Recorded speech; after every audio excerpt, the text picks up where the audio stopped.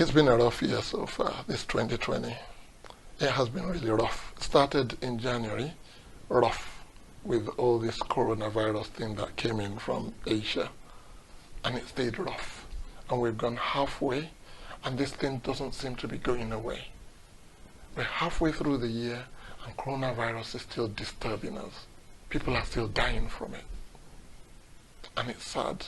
It's getting better in some parts of the world, but it's getting worse in others. So for some reason, it's just not going away. And as if that's not enough, there came the vicious killing, the maiming, the vicious killing of this gentleman, George Floyd, unarmed, cooperative police suspect, who was killed by a bitterly twisted policeman just because he felt that he could. And that's part of protests, rightly so. It's part of unrest, protests at the injustice, riots at the injustice of police brutality on the black race, the social inequalities amongst races, the injustice, the discrimination that has been going on for so many years. And Black Lives Matter has now become a slogan that's gone from Minnesota in America and has spread to the whole world, rightly so. And I say here, I stand in support of these calls for an end to racial injustice, for an end to inequalities, for an end to discrimination, to an end to unfair brutality against the black race. I stand for it as well. But my rhetoric is also, I'd like us to look inward as well, at ourselves. We have enough examples here to show that the inequality, the injustice is stark, it's big. The gap is wide. And that is why when you go to big corporate organizations, you don't see black people, African people at the top in decision-making bodies. But you see them all over, they're managers, they're assistant directors. But when it comes to that move up into board level, oh, they're just suddenly not good enough. Maybe they won't fit in.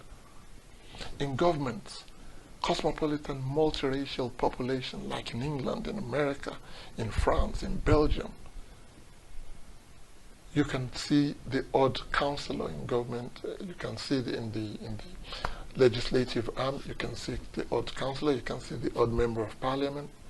But when it comes to selecting people that will be in the decision-making body, like appointing ministers, secretaries of state in the cabinet, then the black people start to dwindle and become less and less.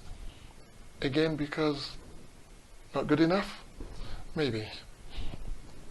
In my world in football, it's pretty much the same. In the top 5 leagues in Europe, I cannot count on one hand the number of black African people who are in the top echelon of decision making in club sides, in the top clubs of the top 5 footballing countries in Europe. For example, in England, we have 92 clubs in the Football League, including the Premier League, and I think we've got 3 or 4 black managers, 2 Africans. Are we really that bad? We see our black players, our African players sweating blood to win trophies, to do well for clubs in Europe, but when it comes to moving them up, it doesn't happen. But then again, I'm now thinking something. I'm thinking how much of our own in Africa do we absorb back into Africa and encourage to come and do a job in Africa. And I will suggest that maybe all of us have a part to play in this. Administrators, because you hold the purse strings. Players, because it will be your decisions to go back. The media, because through the power of the pen, you can actually amplify and propel the image of anyone who's doing well. And the fans, of course the fans. The game is for you. So you've got a job to do as well. Can we encourage our own to come back and give them the opportunity, equal opportunity, to actually take on the job of national team coaches? It's not impossible. Stephen Keshi is the benchmark. He won the African Cup as a Nigerian indigenous coach.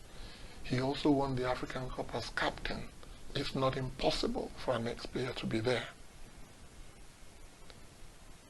So, and we've got a lot of them, Africans, who are doing very well at levels in top clubs in Europe. I look at Kolo Toure. Kolo Toure of Ivory Coast is the assistant manager in Leicester City. I look at Seyi Olofinjano, who is the loans manager at Wolverhampton Wanderers in England. So it's possible, it's not impossible. There's so many more like that. But they now need to make that next step up. And if we're not going to give them a chance over here, can we give them a chance back in England, in Africa? Can we give them a chance back in Africa and propel them and give them the right, set up the enabling environment for them to actually develop themselves, but also develop Africa? And if people see from outside that we treasure and cherish our own, why would they not want them? Right now they believe that we depend on them to groom our people and that we don't want them. Let's show that we want them going forward. And I think the world will probably be a better place once we start to value our own people and start to propel our own people and present them in a very good way to the outside world. After all, isn't it said that charity begins at home? Thank you very much for watching me. I hope you will continue to drop your comments and your feedback to the things that I say, and subscribe to Tunde Talks, as I promise to continue to feed you with more of my opinion on topical issues that happen around the world. Till I come your way again, I say thanks very much, and vive l'Afrique.